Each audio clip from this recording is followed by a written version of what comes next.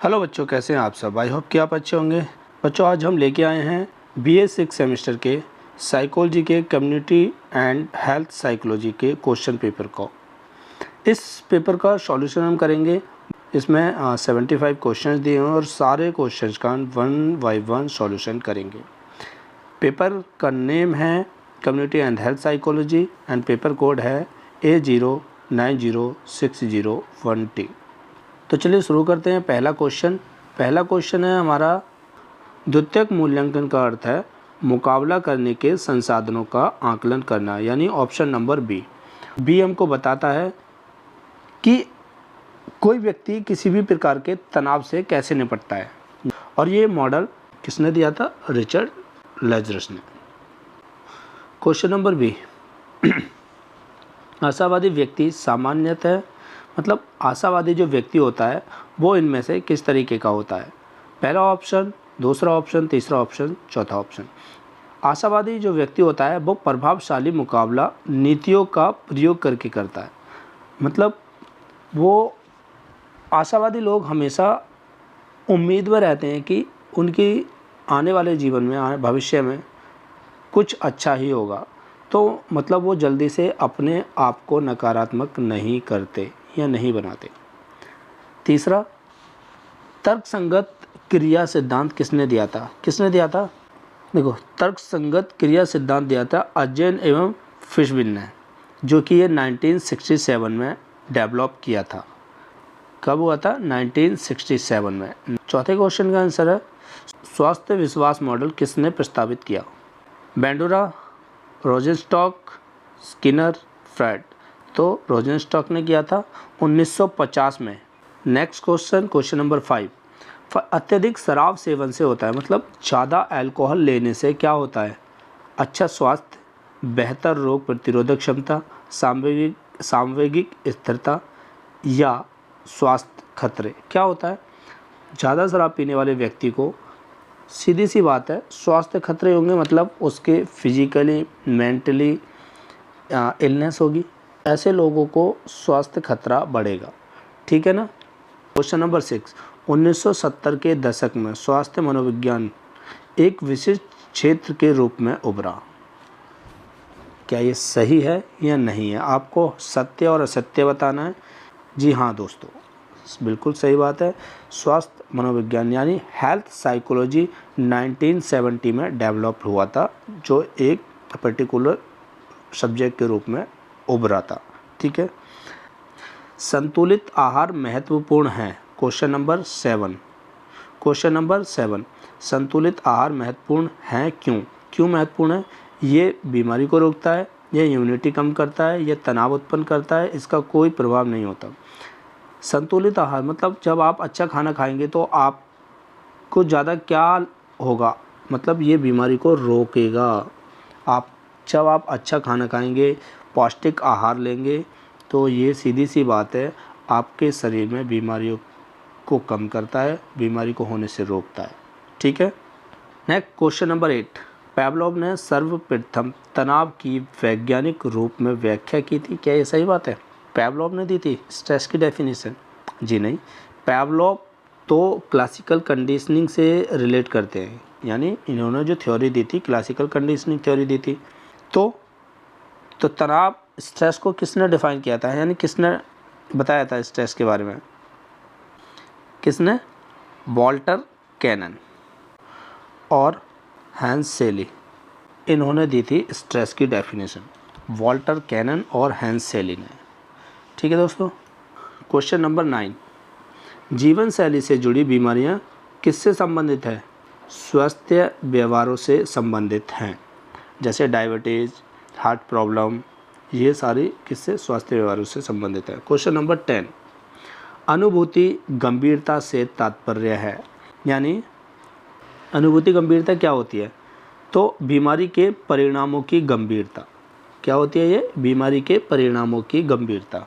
बीमारी किस तरीके की है, कितनी गंभीर है, ये पहचानने में हमारी मदद करता है या समझ पाते हैं। क्रिया के संकेत मतलब पहले किया गया काम और फिर उसके सिम्टम्स, यानी क्रिया के संकेत क्या होगा? स्वास्थ्य क्रियाओं को बढ़ावा देने वाले कारक, यानी सी। इसमें क्या होता है? कि पहले काम किया जाता है फिर उसके सिम्टम्स दिखाई देते हैं। यानी दारू पीने के बाद व्यक्ति का व्यवहार कैसा हो जाता है, चिड़चिड़ा, एकदम इरिटेटिव टाइप, इस तरीके का बिहेवियर हो जाता है। तो यही होते हैं क्रिया के संकेत, यानी ऑप्शन नंबर सी। 12, लंबे समय तक चलने वाली मांगें तनाव उत्पन्न करती हैं। क्या अगर किसी व्यक्ति की कोई नीड है, कोई ज़रूरत है, तो वो अगर लंबे टाइम तक रहती है, वो पूरा नहीं होती और वो बनी रहती है, तो क्या उसकी वजह से उसको तनाव होता है, यानी स्ट्रेस होता है?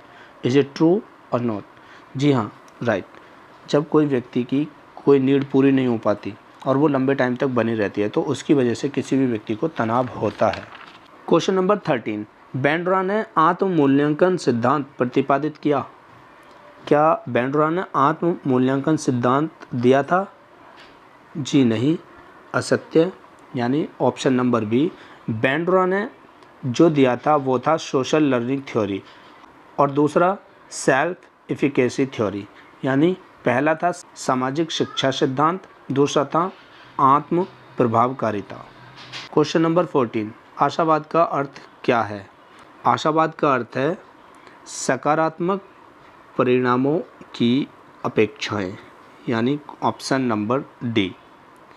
फ्यूचर में कुछ अच्छा होने की उम्मीद बना के रखना ही आशावाद को दर्शाता है। क्वेश्चन नंबर 15, हार्डीनेस में शामिल है। हार्डीनेस में इंक्लूड है ऑप्शन नंबर डी, यानी प्रतिबद्धता, नियंत्रण, चुनौतियाँ। ठीक है, और ये तीनों फैक्टर किसने बताएं? सुजैन कोबासा ने इन तीनों फैक्टर्स के बारे में बताया है, प्रतिबद्धता, नियंत्रण, चुनौती, यानी कमिटमेंट, कंट्रोल और चैलेंज। क्वेश्चन नंबर 16, दूसरों से प्राप्त सहायता कहलाती है। दूसरों से मिलने वाली सहायता क्या कहलाती है? देखो, दूसरों से मतलब यानी समाज से, यानी सामाजिक सहायता, इसको सोशल सपोर्ट बोला जाता है। ठीक है। क्वेश्चन नंबर 17, निराशावादिता से तनाव के प्रति संवेदनशीलता बढ़ती है। क्या ये बात सही है या नहीं है? निराशावादिता से तनाव के प्रति संवेदनशीलता बढ़ती है। जी हाँ, बिल्कुल बढ़ती है। निराशावादिता से तनाव के प्रति संवेदनशीलता बढ़ती है। जो ऐसे लोग होते हैं, जो निराशावादी लोग होते हैं, तो ऐसे लोग तनावपूर्ण स्थितियों में असहाय महसूस करते हैं। क्या होता है? मतलब वो अपने आप को सक्षम नहीं समझते जब कभी विपरीत परिस्थितियां आती हैं, जिस वजह से उनका तनाव बढ़ जाता है। ठीक है। गरीबी में सामुदायिक हस्तक्षेप का मुख्य उद्देश्य क्या है? दान, निर्भरता, सशक्तिकरण, अलगाव। जी बिल्कुल, क्वेश्चन नंबर 18 का ऑप्शन नंबर सी, सशक्तिकरण। क्या है? सशक्तिकरण लोगों को आत्मनिर्भर बनाता है। सशक्तिकरण क्या करता है? लोगों को आत्मनिर्भर बनाता है और डिसीजन मेकिंग करने में सक्षम बनाता है। ठीक है। क्वेश्चन नंबर 19, स्पैम स्क्वाड सम्मेलन कब हुआ था? 1955, 1960, 1965, 1970। 1965 में हुआ था, मई में, जो कि कम्युनिटी साइकोलॉजी के जन्म स्थान के रूप में जाना जाता है। क्वेश्चन नंबर 20, सामुदायिक मुद्दों के लिए निवारक दृष्टिकोण प्रभावी नहीं है। ये असत्य है, यानी सामुदायिक मुद्दों के लिए निवारक दृष्टिकोण प्रभावी नहीं है। जी प्रभावी है, क्योंकि ये व्यक्ति की बीमारी या समस्या होने पर, व्यक्ति को बीमारी या समस्या होने पर उसको रोकने की या सही करने की कोशिश करता है। क्वेश्चन नंबर 21, शैली के अनुसार तनाव प्रतिक्रिया में शामिल हैं। क्या है? लड़ो या भागो, सामान्य अनुकरण सिंड्रोम, संज्ञानात्मक मूल्यांकन या सामना करने की रणनीति। क्या है? ऑप्शन नंबर बी, सामान्य अनुकूलन सिंड्रोम। यानी जब किसी व्यक्ति को तनाव होता है तो वो शारीरिक प्रतिक्रियाओं को 3 चरणों में, पार्ट्स में बांट देता है। पहला जो होता है इसमें, पहला होता है अलार्म, दूसरा होता है प्रतिरोध और तीसरा होता है थकावट। क्वेश्चन नंबर 22 का सही आंसर क्या होगा? स्वास्थ्य मनोविज्ञान में किस व्यवहार का अध्ययन होता है? किस व्यवहार का होता है? स्वास्थ्य मनोविज्ञान डेफिनेटली धूम्रपान, क्योंकि वो हेल्थ से रिलेट है, तो हेल्थ धूम्रपान से ही खराब होती है। ठीक है। क्वेश्चन नंबर 23, आर्थिक उत्पादकता स्वास्थ्य मनोविज्ञान का परम उद्देश्य क्या है? इसका उद्देश्य है स्वास्थ्य को बढ़ावा देना। क्वेश्चन क्या कह रहा है? क्वेश्चन समझो, आर्थिक उत्पादकता। क्या आर्थिक उत्पादकता स्वास्थ्य मनोविज्ञान का परम उद्देश्य है? नहीं, वो आर्थिक स्थिति को थोड़ी नहीं करता स्वास्थ्य मनोविज्ञान। ठीक, ये तो भाई स्वास्थ्य को बढ़ावा देता है, यानी हेल्थ को बढ़ावा देता है। तो ये सेक्शन नंबर यानी ऑप्शन नंबर बी सही होगा इसका, यानी असत्य। Question number 24, theory of plant behaviour विस्तार है, यानी थ्योरी ऑफ प्लांट बिहेवियर किस चीज़ का विस्तार है? इसका सही आंसर होगा रीजन एक्शन सिद्धांत, ऑप्शन नंबर सी। ठीक है। नेक्स्ट क्वेश्चन पे आते हैं, क्वेश्चन नंबर 25, तीव्र तनाव यानी लघुकालिक तनाव। ये तीव्र तनाव वो तनाव होता है जो बहुत छोटे टाइम के लिए, बहुत थोड़े टाइम के लिए जो तनाव होता है, जो होता है और ख़त्म हो जाता है, इसी को बोलते हैं तीव्र तनाव यानी लघुकालिक तनाव। तीसरा नेक्स्ट क्या है? Question number 26। क्वेश्चन नंबर 26 का GAS, गैस का फुल फॉर्म क्या है? अच्छा, सबसे पहले ये बात कर लेते हैं कि ये शब्द किसने दिया था, यानी इस शब्द का जो नाम दिया था, गैस जो दिया था शब्द, ये हैंस सेली ने दिया था, जो कि अलार्म, प्रतिरोध और थकावट का वर्णन करता है। ये क्वेश्चन अभी हमारे पीछे आया था ना, यानी गैस शब्द किसने दिया था? हैंस सेली ने। अब इसका सही ऑप्शन क्या होगा? General adaptation syndrome. ठीक है, यानी ऑप्शन नंबर ए, सामान्य अनुकूलन लक्षण। नेक्स्ट क्वेश्चन नंबर 27, स्वास्थ्य विश्वास मॉडल का विकास 1950 के दशक में हुआ। क्या ये बात सही है? जी हाँ, स्वास्थ्य मॉडल का विकास 1950 के दशक में ही हुआ था। जी बिल्कुल, ऑप्शन नंबर ए सही है। नेक्स्ट क्वेश्चन नंबर 28, सामुदायिक मनोविज्ञान की मुख्य विशेषता पारिस्थितिकीय प्रारूप है। क्वेश्चन नंबर 29 पे चलते हैं। क्वेश्चन नंबर 29, मूलभूत शिक्षा का अस्वीकरण सामाजिक गति में बाधा उत्पन्न करता है एवं गरीबी बनाए रखता है। हाँ, यानी क्या होता है? जब कोई व्यक्ति एजुकेटेड नहीं होगा तो उसमें स्किल भी डेवलपमेंट नहीं होंगी, और स्किल डेवलपमेंट नहीं होंगी तो अपनी वो डिसीजन मेकिंग भी अच्छे से नहीं कर पाएगा, और डिसीजन मेकिंग अच्छे से नहीं कर पाएगा तो ज्ञान की कमी, नॉलेज की कमी, स्किल्स की कमी। नेक्स्ट क्वेश्चन है 30, कौन सा कारक समाज व स्वास्थ्य को जोड़ता है? कौन सा कारक है जो समाज और स्वास्थ्य को जोड़ता है? सामाजिक समर्थन, ऑप्शन सी। क्वेश्चन नंबर 31, सामुदायिक मनोविज्ञान का मुख्य उद्देश्य समुदाय आधारित रोकथाम एवं सशक्तिकरण।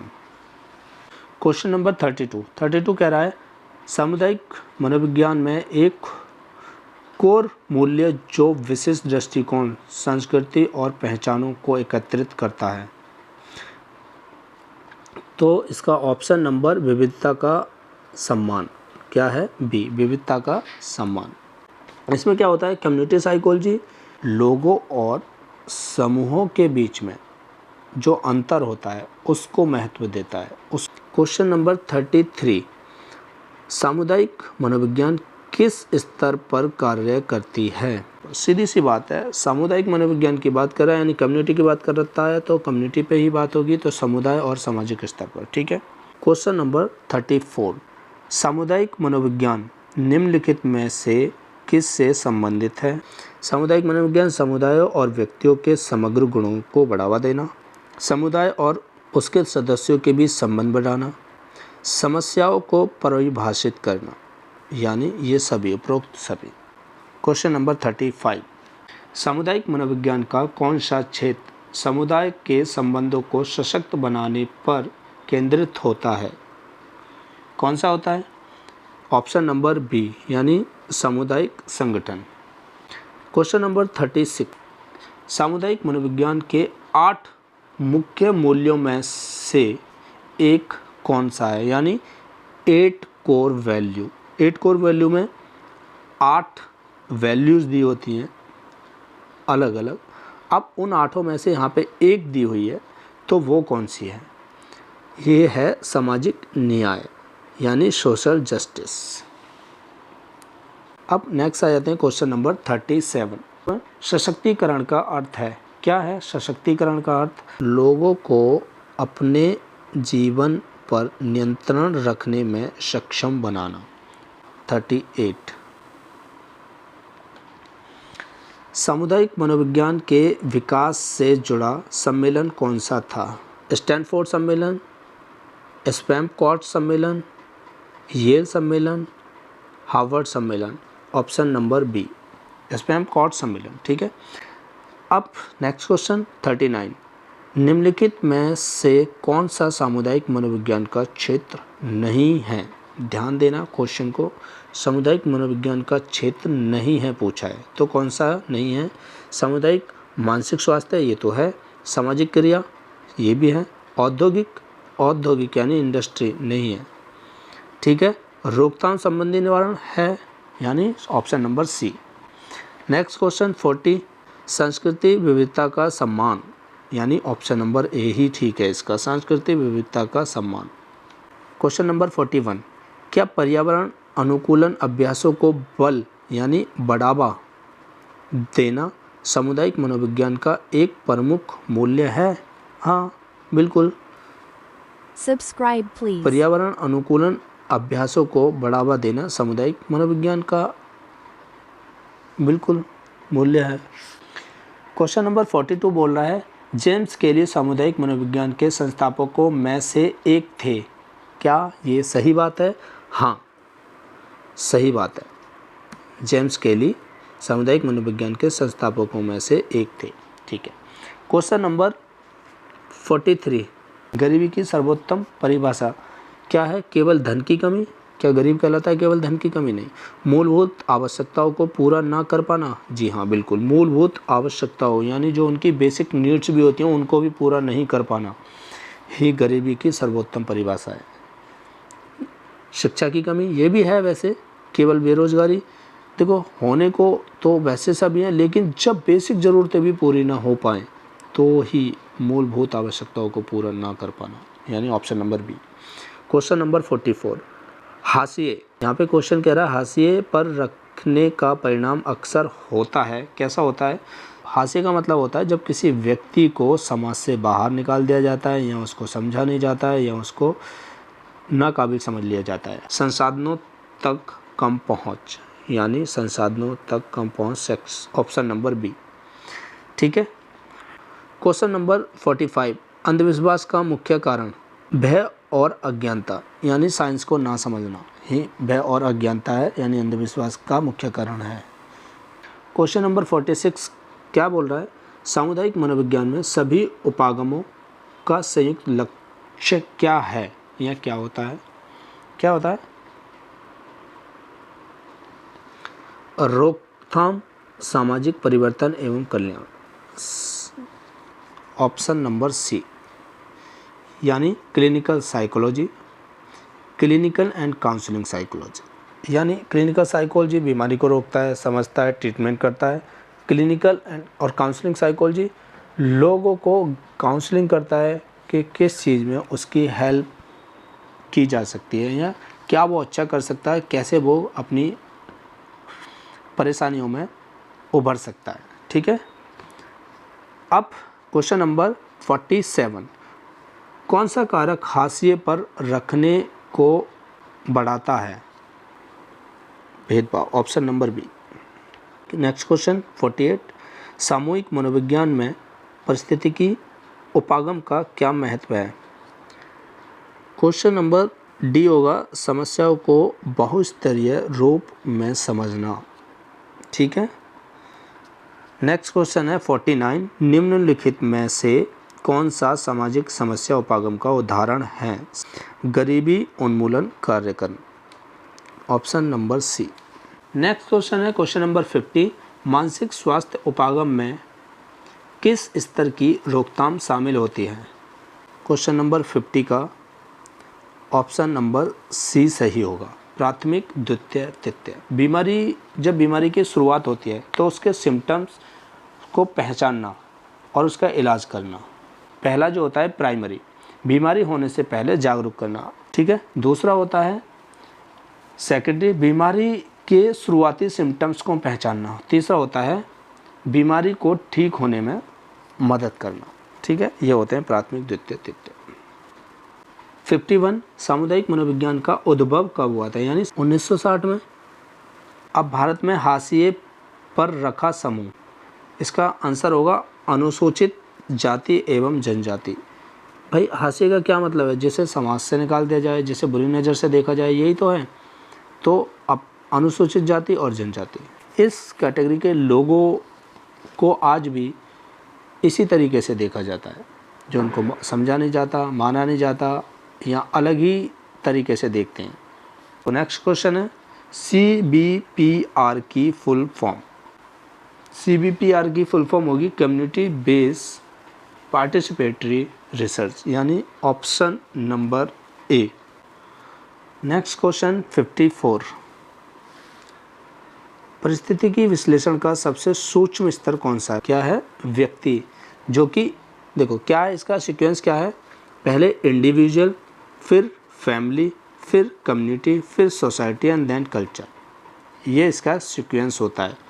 Individual, family, community, society and culture. ठीक है। क्वेश्चन नंबर 55, शिक्षा सामूहिक हस्तक्षेप में सहायता करती है? जी हाँ, जागरूकता बढ़ाकर। सीधी सी बात है, शिक्षा हमेशा किसी भी व्यक्ति को जागरूक करती है। क्वेश्चन नंबर 56, अंधविश्वास सकारात्मक रूप से प्रभावित करता है? क्या असत्य? क्या सकारात्मक रूप से अंधविश्वास प्रभावित करता है? जी नहीं, अंधविश्वास हमेशा एक नेगेटिविटी को पैदा करता है। क्वेश्चन नंबर 57, अंधविश्वास का उदाहरण है टीकाकरण? जी नहीं, ये तो एक साइंस हो गया।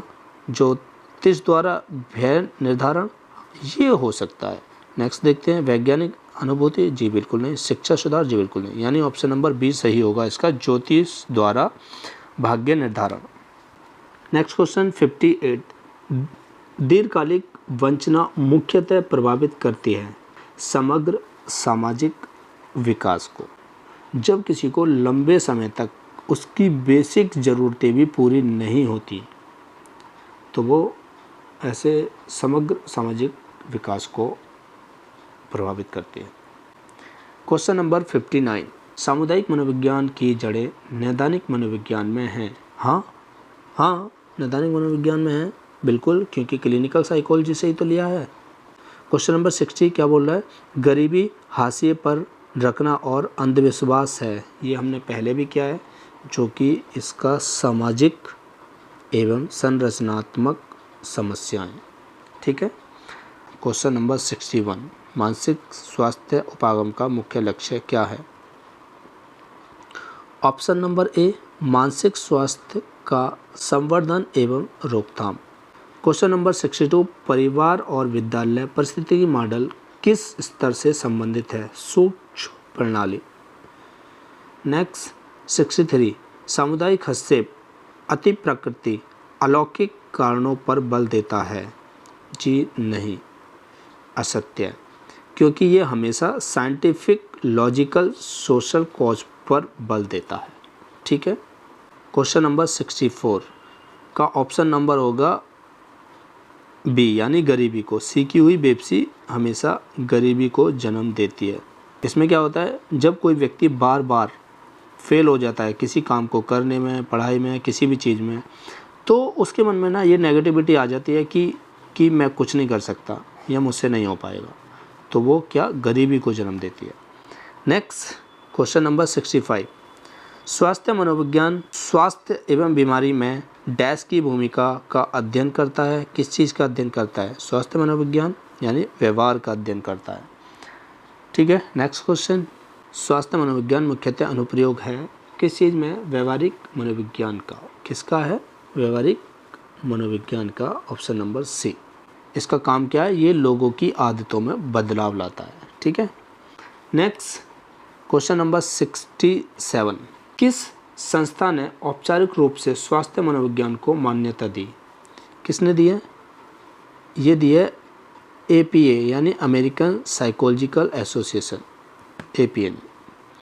नेक्स्ट 68, बायोमेडिकल मॉडल बल देता है। किस पर बल देता है बायोमेडिकल मॉडल? रोगों के जैविक कारणों पर। किस पर? रोगों के जैविक कारणों पर, option number C. Next question 69, angle ने दिया यानी एंगल ने क्या बताया? उन्होंने बताया कि बीमारी केवल बॉडी से नहीं आती, ये बायो, साइको और सोशियो से भी होती हैं। यानी बायो मतलब शरीर से, साइको मतलब माइंड से और सोशल मतलब समाज से, एंगले ने बताया। ठीक है। यानी bio, psycho, social, option number A. Next question, question number 70, स्वास्थ्य मनोविज्ञान का मुख्य केंद्र रोगी केंद्रित देखभाल है। क्या है? सत्य है, ए है, ऑप्शन नंबर ए। अनुभूत व्यवहार नियंत्रण का अर्थ है व्यवहार की आसानी या परेशानी के विश्वास, यानी option number B. Question number 72, सकारात्मक एवं प्रेरणात्मक तनाव को कहते हैं यूस्ट्रेस, जो कि अभी मैंने बताया था। यूस्ट्रेस क्या होता है? वो जो कम समय के लिए होने वाला तनाव होता है। ठीक। नेक्स्ट क्वेश्चन होगा 73, सभी स्वास्थ्य व्यवहार सिद्धांत जोर देते हैं। किस चीज़ पर जोर देते हैं सभी स्वास्थ्य व्यवहार सिद्धांत? विश्वासों एवं इरादों की भूमिका पर, यानी ऑप्शन नंबर बी। ठीक है। नेक्स्ट क्वेश्चन है क्वेश्चन नंबर 74, TPV अजेन ने प्रस्तावित किया। यानी जो TPV था वो अजेन ने दिया था। जी हाँ, सही बात है, बिल्कुल अजेन ने दिया था, जो कि 1985 में दिया था। ये बताता है कि किसी व्यक्ति का व्यवहार किन चीज़ों पर डिपेंड करता है। ठीक है। क्वेश्चन नंबर 75, जो कि इस क्वेश्चन पेपर का लास्ट क्वेश्चन होगा। क्वेश्चन नंबर 75, व्यक्तिपरक मानदंड से तात्पर्य है। यानी व्यक्तिपरक मानदंड से क्या तात्पर्य है? व्यवहार करने का सामाजिक दबाव, ऑप्शन नंबर सी। वो फीलिंग्स होती हैं जो लोगों को ये सोचने पर मजबूर करती हैं कि लोग क्या सोचेंगे। ऐसे हम में से बहुत से लोग ऐसा सोचते हैं ना कि यार मैं ऐसा करूँगा या नहीं करूँगा तो लोग क्या बोलेंगे, क्या कहेंगे, क्या सोचेंगे।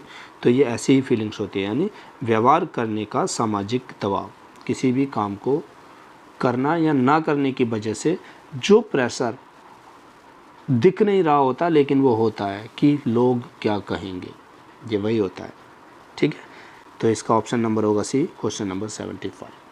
और ऐसे ही इंफॉर्मेटिव वीडियोस के लिए हमारे चैनल को ज़्यादा से ज़्यादा शेयर करें, लाइक करें वीडियोस को और सब्सक्राइब करें चैनल को। धन्यवाद।